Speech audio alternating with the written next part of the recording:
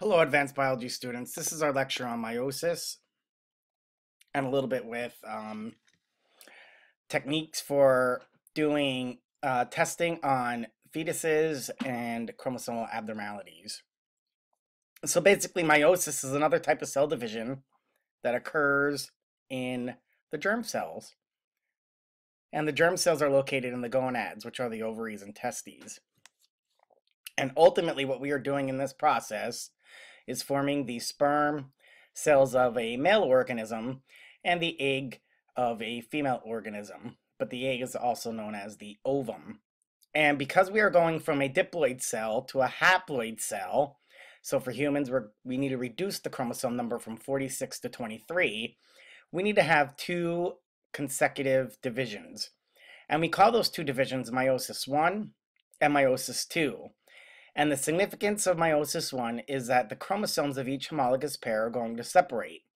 Remember, homologs are chromosomes that are similar in size, shapes, and the genes they carry. You have a maternal set, which is from your mother, and a paternal set, which is from your father. In meiosis 2, the sister chromatids of each duplicated chromosome are then going to separate to result in 4 daughter haploid cells. So if you look, here you can see the pair of homologous chromosomes, and during meiosis 1 they will separate. And then the duplicated chromosomes are going to separate during meiosis 2. And a special feature that happens in meiosis called crossing over is going to allow for increased genetic variation. Crossing over takes place during prophase 1. So to describe what crossing over is, basically you have homologous chromosomes are going to come together and line up side by side. And that is forming the tetrad because you have 4 chromatids that are lined up. And this takes place at the synapsis. So at the synapsis is where these homologous chromosomes are going to come together. And crossing over during synapsis is where you're going to have non-sister chromatids exchange genetic material. And it's going to be the sister chromatids, non-sister chromatids, that are on the inside of the homologous pair. So if you look, here is crossing over taking place. So you have a tetrad. Here's one chromosome. There's a duplicate of that chromosome. Here's another chromosome. Here's the duplicate of that chromosome. So these chromosomes form a tetrad as they're lined up along their synapsis. And basically what happens is they could cross over at an area called the chiasmata. Ultimately then what would happen is the resulting of the crossing over exchanges pieces of those chromosomes which are non-sister chromatids. All right? And that ultimately allows for a genetic variation. So that's one event that will take place to allow for genetic variation. Another event that will take place during sexual reproduction for increased genetic variation is fertilization, which is the union of male and female gametes. And that's going to enhance genetic variation because sexual reproduction brings about that genetic differences among the offspring.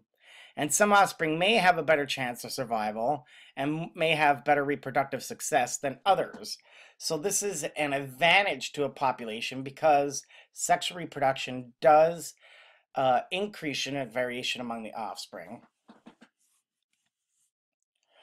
So if you look, the third thing that will help increase genetic variation is this idea of independent assortment. And independent assortment is another term, is a term that we'll understand a little bit more during Mendelian genetics, which is our next chapter. But it happens here during meiosis. And basically what independent assortment allows, it says that homologs will independently align at the equator of the spindle during metaphase. And the daughter cells receive one member from each pair of homologous chromosomes in their cells. And ultimately, because they are sorting independently of one another, so that means one is not dependent on the other to where it goes, they separate independently, it allows for all possible combinations of chromosomes. extra diversity is provided by that crossing over then that would take place during prophase 1. So if you think about it, sexual reproduction, crossing over, and independent assortment, really all three of those are accounting for the genetic differences that we see among the population.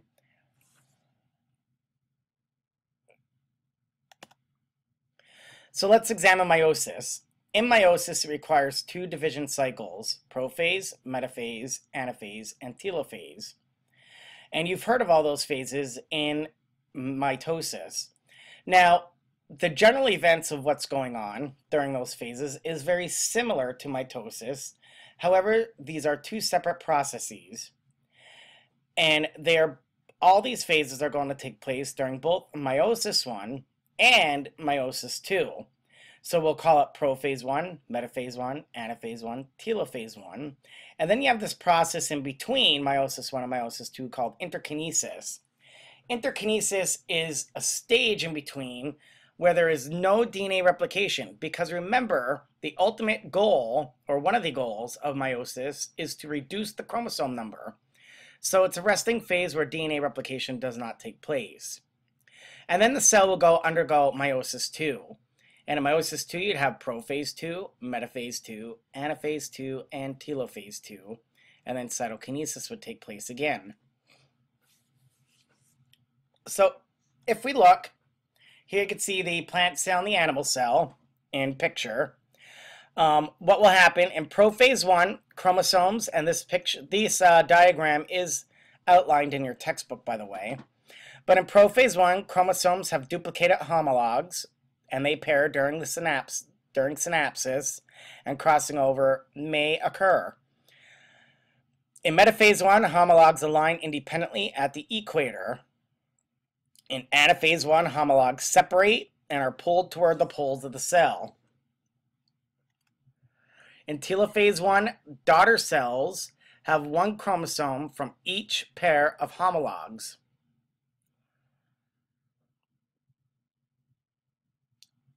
All right, next we have interkinesis, and here n equals 2.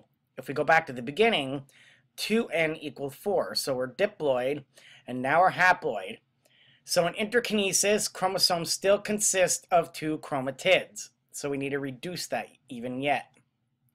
So in prophase 2, cells have 1 chromosome from each pair of homologs. In metaphase 2, the chromosomes align at the equator. In anaphase 2, the sister chromatids are going to now separate and become daughter chromosomes. In telophase 2, the spindle disappears, the nuclei form, and cytokinesis begins to take place. Ultimately, the end result are 4 daughter cells that are genetically different from one another, and they are also haploid. That is different from mitosis, because in mitosis we had 2 daughter cells that are genetically similar and are diploid. So if we look at this, the life cycle of most multicellular organisms includes both mitosis and meiosis. What is a life cycle then? A life cycle in sexually reproducing organisms, all the reproductive events from one generation to the next. So we will call this both spermatogenesis and oogenesis. Spermatogenesis is in males, and it occurs in the testes to produce sperm. That's the special name given to the process. In oogenesis, it is in females and occurs in the ovaries and produces eggs. Ultimately, the result of the joining of sperm and egg upon fertilization is called the zygote. And once the zygote is formed, it has homologous pairs of chromosomes, both from the mother and the father. So if you look, here is a diagram of the life cycle. So you see 2 diploid parents will form a diploid offspring. But ultimately, how you get that diploid offspring is within the ovaries and the testes, you form sperm and egg.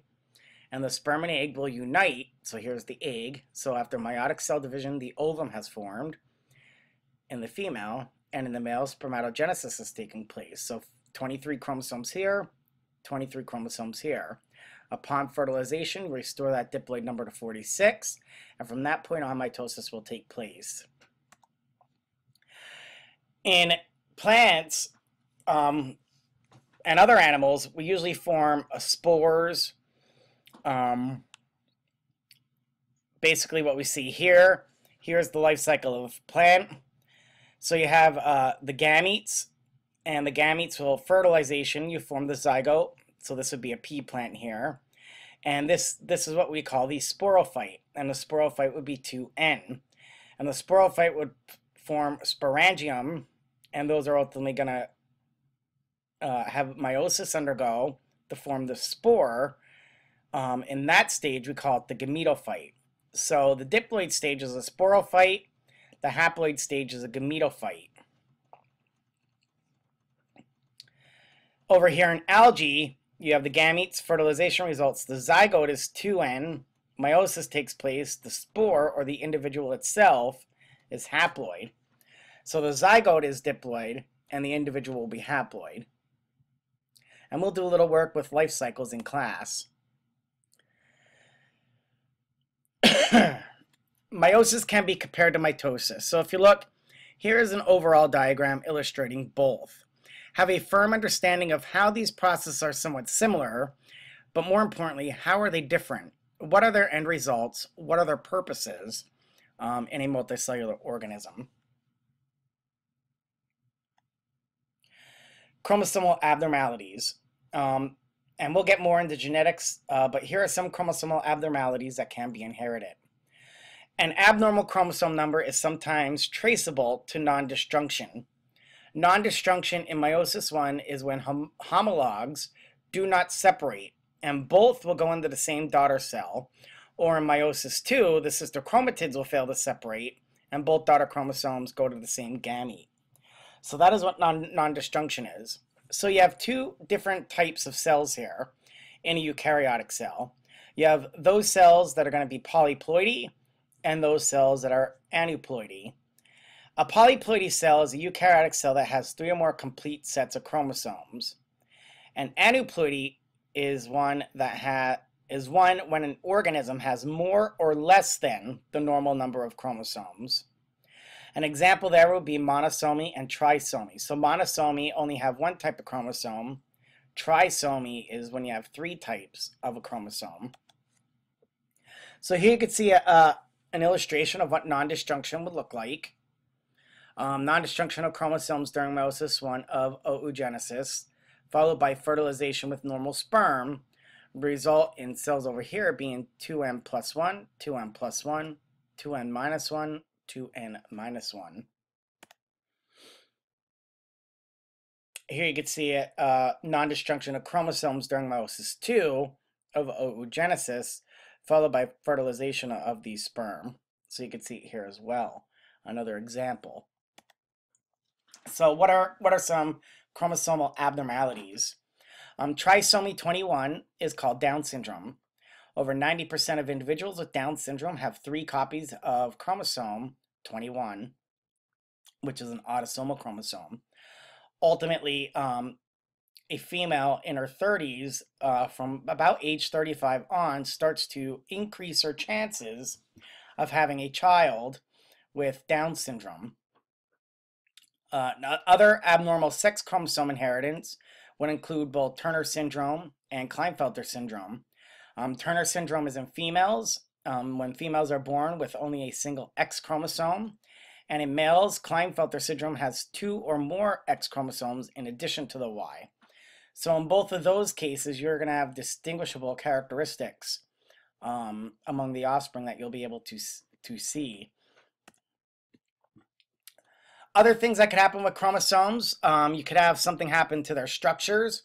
So various agents in the environment, such as radiation, certain organic chemicals, viruses, can cause chromosomes to break. Ultimately, we have a couple things going on here. You could have a deletion, a duplication, an inversion, or a translocation. A deletion is when an end of a chromosome breaks off, or 2 simultaneous breaks lead to the loss of an internal segment. Duplication takes place when the presence of a particular chromosome segment more than once in the same chromosome. So you have duplicated that segment. Inversion is when a segment of the chromosome is turned 180 degrees. And translocation is when the movement of a chromosome segment takes place from one chromosome to another non-homologous chromosome. So if you look at those, here you can see examples of each, of what a deletion is, what a duplication is. So here you have the duplication of repeated segments. Here you deleted the A. Over here you have the inversion. So these two were flipped 180 degrees. And over here you had a translocation.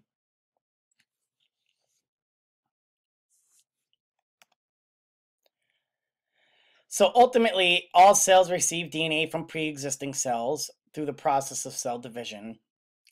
Bringing it to a close, then, mitosis is the part of the cell cycle, and there are negative consequences if the cell cycle comes out of synchronization. And meiosis is part of the production of gametes, which have the number of chromosomes, half the number of chromosomes as the parent cell. And sexual reproduction increases genetic variability. That's it, everyone. Enjoy your day. Thank you for watching, and I hope you have taken some good notes on this, and our test will be soon.